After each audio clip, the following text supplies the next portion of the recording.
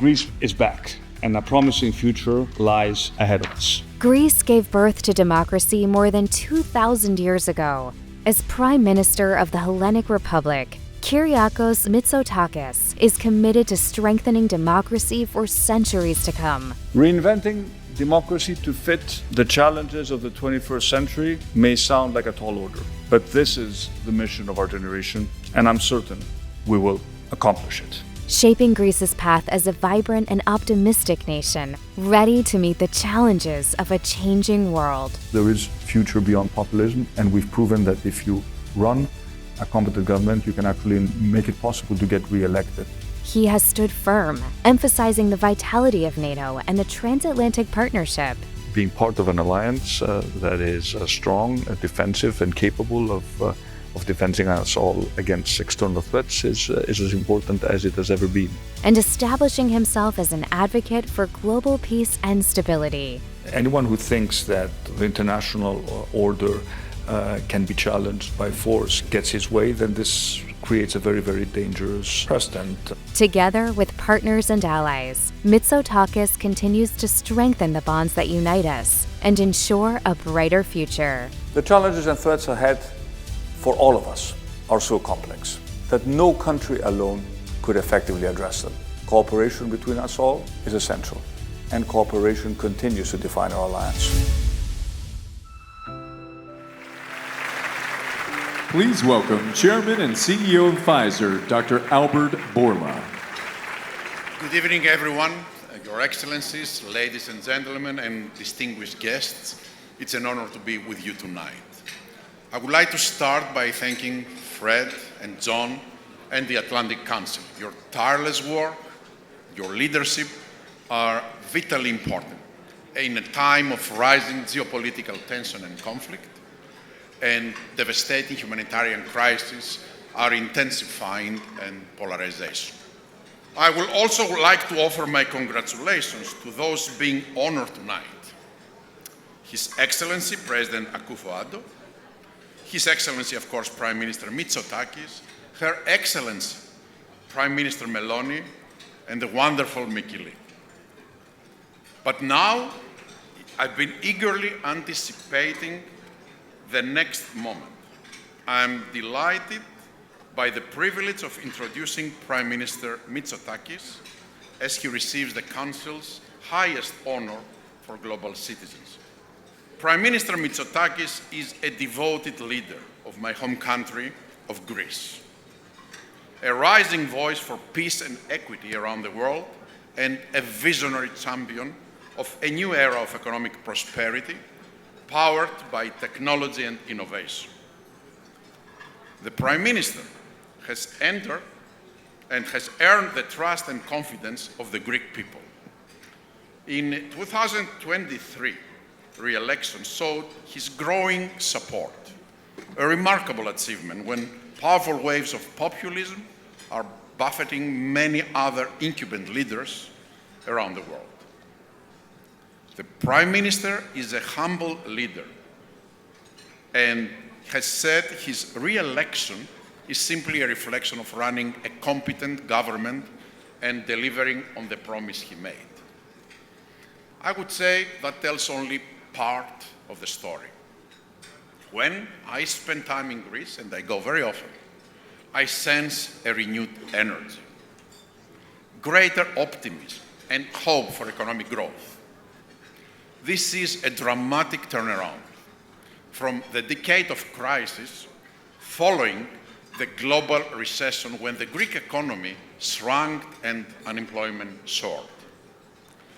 Many of the country's best and brightest minds left for opportunities elsewhere, and outside investment withered. Thankfully, this is improving under the Prime Minister's leadership, and others are taking notice. The Economist called Greece as the country of the year in 2023. Prime Minister Mitsotakis guided this tremendous comeback by empowering the forces of entrepreneurship and innovation. At the same time, he's also focused on income inequality and helping those in greatest need. He's driven important changes in education and health, as well as progressive advances in diversity and inclusion, reflecting a change in society. The impact of his leadership also extends far beyond the nation's borders. He's a champion for European solidarity and a steadfast partner of the West. As US Ambassador George Tsunis said recently, in a region that is desperately seeking stability, Greece is the important partner because it does not operate by surprise, but on the basis of principles and values. The Prime Minister is willing to take bold stands and has become a distinctive voice for peace. He has rallied support for Ukraine, and as he has called for a resolution that is both lasting and fair. Earlier this year, he traveled to Ukraine. Prime Minister Mitsotakis has earned the respect of leaders around the world for being a partner committing to working together. Myself, I'm a proud graduate of the Aristotle University of Greece, and I thought I would end my speech with a quote of Aristotle. Aristotle said 2,300 years ago, "You will never do anything in this world without courage. It is the greatest quality of mind next to honor." Kyriakos, your achievements and impact as a global leader are a testament to your knowledge, integrity, honor, but especially your courage. I admire your courage to stand up for what's right, your courage to take risks, your courage to dream and inspire others with your vision. And at the same time, you are a devoted father, a devoted husband, and you are proudly contributing to your family's extensive legacy of public service. I'm sure your father and mother are watching you from upstairs right now, and they feel extremely proud for their son. It's an honor to honor you, and thank you for all you are doing as you lead the way to a better future in Greece and around the world. Ladies and gentlemen, please join me in welcoming Prime Minister Mitsotakis to the stage.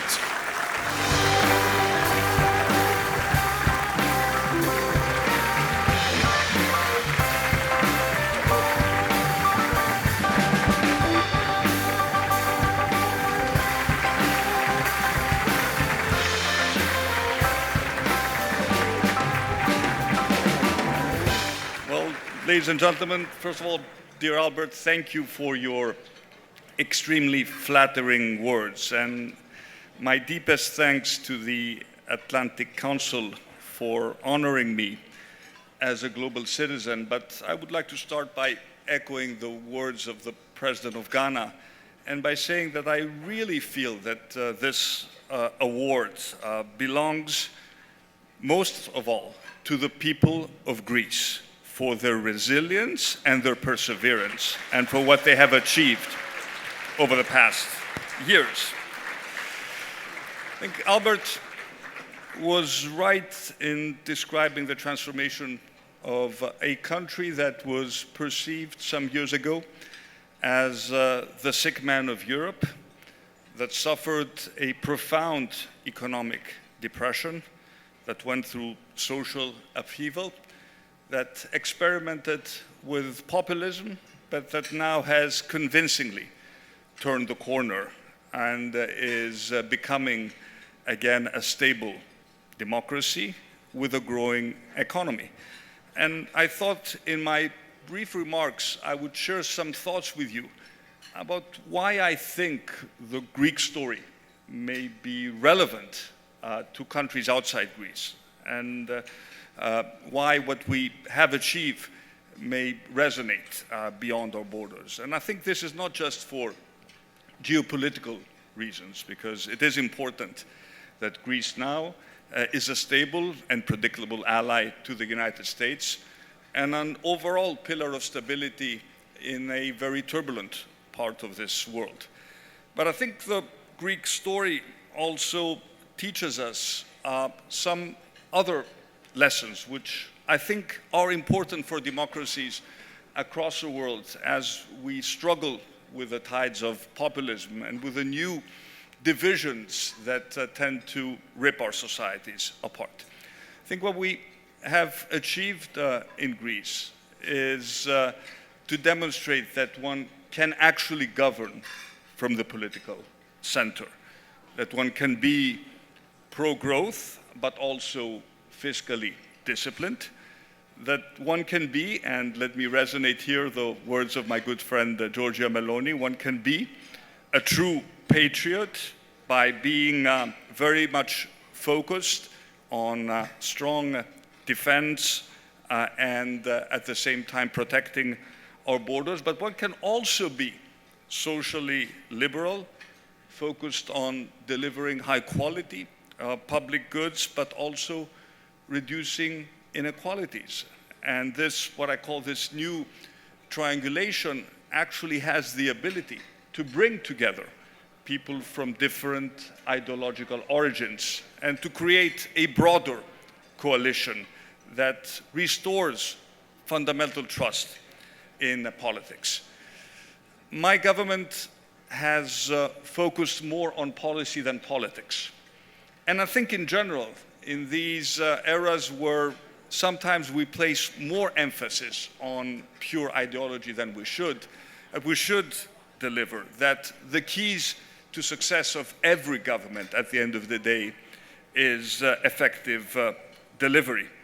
And not all issues are ideological. And I think it is our responsibility as leaders to look for effective solutions where we can find them. And eventually, we will be judged by how much we improve people's lives. We will not be judged simply by how eloquent we are in terms of our public speaking. That is not the yardstick by which you measure the political success of a leader today. And finally, I would like to point out that it is critical, again, in this era of intense polarization, when we are fighting off populists who believe that they have a simple solution to complicated problems, to acknowledge the simple fact that these types of populists are actually driven by real grievances. The grievances of the people who actually vote for the populists are very much real, whether they're related to income inequality, whether they're related to issues of identity, whether they're related to the consequences of globalization, with the winners and the losers it produces. These are real grievances, and we need to be very careful to address them, and certainly not appear condescending to the concerns of the average people.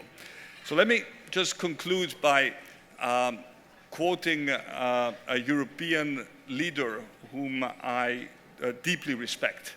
The previous president of the European Commission, Jean-Claude Juncker, said something which struck me before I even became Prime Minister. He said that once we get elected, we all know what to do. We just don't know how to get re-elected if we do what we have to do. Well, if there's one lesson from the Greek story, is that my dear friend was wrong. We got re-elected by doing exactly what was right, and the Greek people rewarded us for us. So thank you again very much to the Atlantic Council for this award, which again belongs to the people of Greece. Thank you very much.